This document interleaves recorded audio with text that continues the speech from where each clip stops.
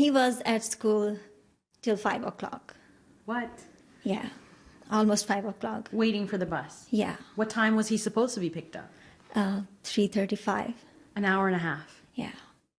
Well, frustrated parents are sounding the alarm over school bus delays they say are leaving their kids stranded, sometimes standing out in frigid temperatures for extended periods of time. Now, it's happening before and after school, and some parents say it's putting kids in danger.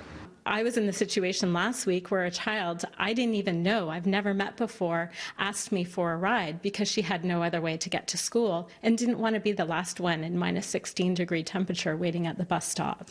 I felt awful for the little girl, and in good conscience, I couldn't leave her standing there waiting in the cold.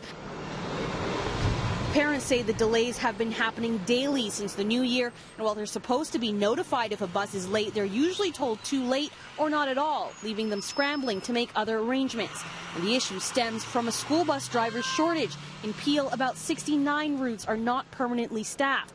Student Transportation of Peel Region says they are overwhelmed trying to backfill driverless routes, meaning updates don't always get sent out on time. And the reason they don't have enough drivers, well, they say the job just doesn't pay enough. And they say that's directly tied to provincial funding. We would hope that the efforts of the bus operators to continue to recruit and train are successful. Our staff is doing everything we can to reduce the demand. In other words, reorganize bus routes so that we need less buses to cover the same amount of work. But the problem isn't going to go away in an extended sense anytime soon until and unless the ministry comes up with appropriate funding model that recognizes the value of school bus drivers. In a statement, the Ministry of Education writes, we recently announced an additional $60 million over the next 2 years to directly support the recruitment and retention of school bus drivers. This increased funding is on top of the $12.6 million increase we provided to school boards at the beginning of the year for student transportation.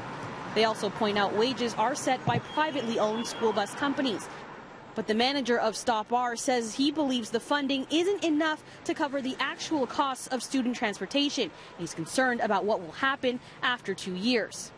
Now, Peel isn't the only school board dealing with this issue. We're told other boards across the GTA also have driver shortages, including Halton, where they have 50 routes without permanent drivers. Now, Stop R tells us that they hope the pressure will be alleviated in the spring because many drivers who take extended vacations during the winter to warmer climates should be returning by then. Now, the Ministry of Education is expecting to put forward some recommendations around student transportation this fall.